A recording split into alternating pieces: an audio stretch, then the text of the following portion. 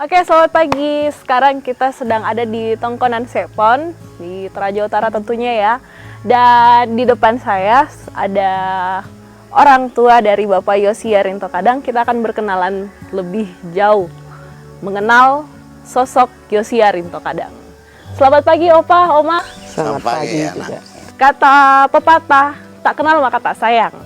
Boleh kita berkenalan dulu, mungkin dari Opa bisa kasih tahu nama dan asal kampungnya, Oma dari nama dan asal kampungnya di mana sih? Gitu. Iya. Opa dulu enggak? Kalau Opa dari Rantepao Sepon. Sepon. Mama, kampungnya Mama di sini. Kalau Opa Bapak dari Randam Batu. Itu yang kelahiran saya begitu. Jadi lahirnya saya juga di Tongkonan ini. Iya. Namanya Opa? Ya. Nama Samuel Kadang. Iya. Kalau Oma? Iya, terima kasih. Jadi betul kalau tak kenal maka tak sayang. Jadi nama saya Deborah Pasule, asal dari Palopo. Tepatnya itu Seriti Rantai Damai. Iya. Itu ya. Kalau boleh tahu kan ini sebagai orang tua dari Bapak Yosia Rinto Kadang. Bapak Yosia Rinto Kadang itu ada berapa bersaudara sih? Mereka ada 5 orang. Iya. Pak Rinto anak pertama. Iya. Nah, kita mau tahu sedikit ya. Seperti apa sih sosok Pak Rinto yang Oma dan Opa lihat dari kecil? Sosoknya itu mungkin ada kepribadian yang atau sifat yang memang khusus yang bikin kita tertarik gitu dengan Pak Rinto. Terima kasih. Rinto dalam pertumbuhan dari masa kecilnya itu, ya setelah ada adiknya dia orangnya sabar dan memang sering lebih mengalah dari kalau adiknya ini dia dalam bermain itu dia sering mengalah. Namun setelah pertumbuhan selanjutnya, setelah masuk dalam pendidikan, ya di situ baru dia mulai nampak artinya dilihat jiwa kepemimpinan dia di situ ada. Bagaimana dia dapat merangkul teman-temannya, bagaimana dia bisa membawa diri yang bisa diteladani gitu. Orangnya sabar. Ya. Dari kecil memang dari kecil ya. sabar ya. Ya. Oke. Gimana Opa? Ya, SD ketua. Ketua kelas atau ketua OSIS nih Opa? Dia di SD ketua kelas, terus SMP juga begitu, SMA dia ketua OSIS, setelah masuk mahasiswa ketua himpunan. Ketua himpunan. Jadi memang khusus teknik sipil. Sudah terbiasa dengan ini ya, organisasi Iya. ya, dari kecil. Iya. Oke. Sedikit ingin tahu, seperti apa sih hubungan Bapak Yosia Rinto Kadang itu dengan orang-orang di keluarganya atau dengan kerabatnya yang Opa dan Oma tahu? Iya. Kalau Rinto ini memang orangnya dilihat dia pendiam. Tapi setelah dia ini, dia akrab. Cepat akrab. Kalau dilihat sepintas ya orangnya pendiam gitu.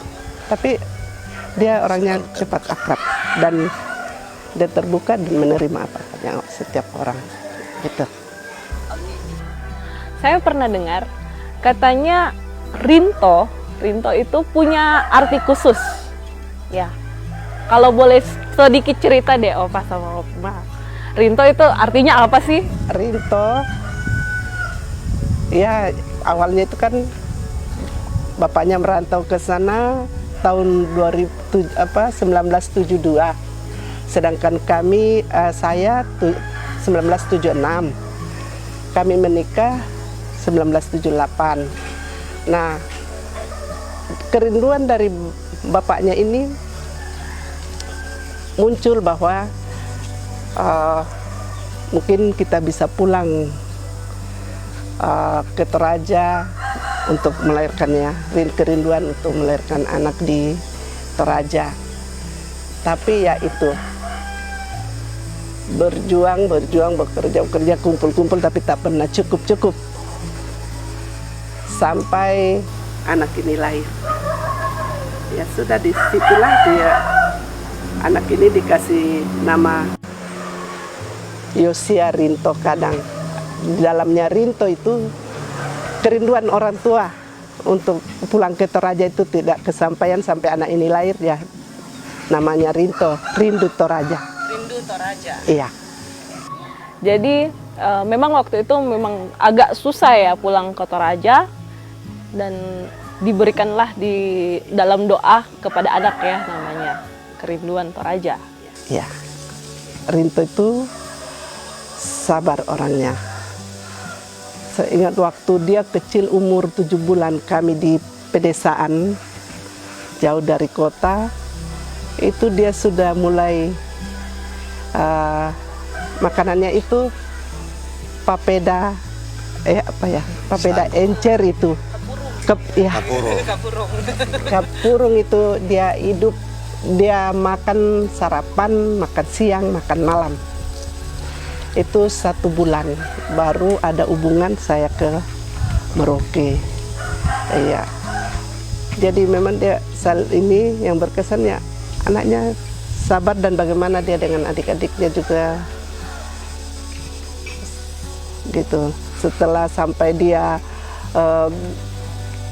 tamat dan waktu dia sudah kuliah, bagaimana dia merangkul teman-temannya yang artinya ya tidak ada tempat untuk ini ya, bukan untuk ini, tapi dia merangkul teman-temannya. Tempatnya di Makassar. Iya. Rumah. Jadi mereka biasa pondok. Iya, jadi dia kepeduliannya ada. Tempat ngumpulnya sendiri. Kepedulian kepada Teman-teman. Waktu dia sudah terjun, Rinto sudah terjun dalam perusahaan ya. Dia itu artinya dalam bekerja biasa mereka sama-sama ke kantor, bapaknya dengan, tapi dia pulang dari kantor, dia bukan pulang ke rumah, tapi dia langsung turun ke lapangan melihat apa berjalan lancar pekerjaan di sana atau bagaimana, dan setelah itu dia pulang, dia sampaikan ke bapaknya, "Bapak, tadi sepulang ada kendala begini." Iya. Jadi langsung cek ke lapangan dulu ya. Iya, dia sering gitu. Dan itu sudah jadi kebiasaan. Pak. Iya. Dan dia dimanapun dia ada, kalau dia lapar makan bersama-sama dengan teman-temannya, karyawan. Karyawan. Iya. Jadi Rinto itu tidak dengan karyawan atau teman-teman kerjanya tidak ada batasnya. Dia tidak bilang saya ini seorang pemimpin, saya harus ini, enggak. Tidur sama-sama. Iya. Sama-sama ya. Tidur sama-sama, artinya Tidur sama-sama, dari piring sama-sama, kan dari piring sama. iya. Masing-masing timba. Di dalam perusahaan dia pimpin anak-anak. Dia bergabung sama dengan ya sekian rata-rata Toraya. Memang campuran Batak, Cina, apa semua di dalam. Tapi dia merasa, saya lihat dari jauh tidak pernah merasa bahwa saya anak bos. Karena saya sendiri begitu sama teman-teman.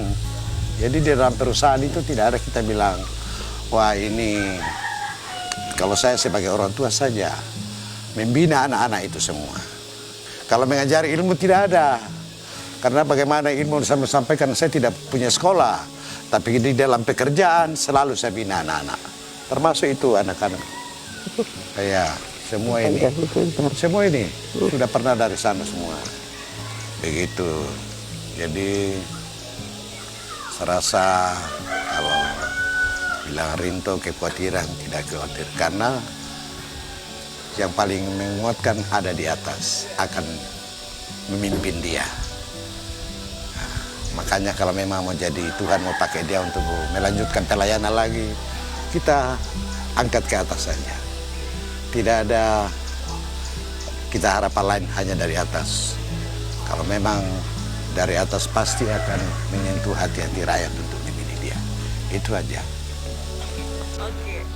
Pertanyaan terakhir kita, nanti di tanggal 9 Desember ini kan kita akan memilih untuk pemimpin Toraja Utara. Dan Bapak Yos Giarinto Kadang juga merupakan salah satu paslon. Doa harapan dari Opa dan Oma untuk Pak Rinto jika kelak terpilih jadi Bupati Toraja Utara, apa? Semoga Pak Rinto bagaimana ke depannya? Iya. Harapan kami ya itu mulai dari awal yang periode pertama tahun 2015-16 ya, yang di waktu dia sudah terpilih itu kami sudah tanamkan buat dia bahwa engkau diutus Tuhan ada di Toraja Utara itu bukan untuk menjadi penguasa, tapi Tuhan mau pakai engkau sebagai pelayan, dan jadilah engkau sebagai pelayan yang melayani masyarakat Toraja Utara. Karena kenapa saya bilang jangan jadi penguasa? Karena penguasa itu identik dengan memerintah, mencari keuntungan, terus mengatur sewenang-wenang, ya. Tapi kalau dia menjadi seorang yang melayani, dia bisa mau berkorban dan menuntun serta mau mensejahterakan masyarakat, khususnya masyarakat Toraja Utara. Itu yang kami selalu harapkan dengan dia. Kalau kelak Tuhan berkenan untuk memilih dia kembali melayani Toraja Utara ini. Ya. Saya bisa tambahkan sedikit. Jadi nyambung tambahnya Mama itu, jadi paling utama itu kita membuat Toraja ini menjadi sejuk. Sejuk dalam persaudaraan, sejuk dalam perjalanan, dan sejuk dalam pemerintahan. Kalau memang Tuhan Yesus mau menghendaki anak ini jadi pemimpin, tidak juga ya kita mau itu, bukan kehendakku yang jadi, kehendakmu Tuhan yang jadi. Yang penting berjalanlah dengan damai dan lemah lembut.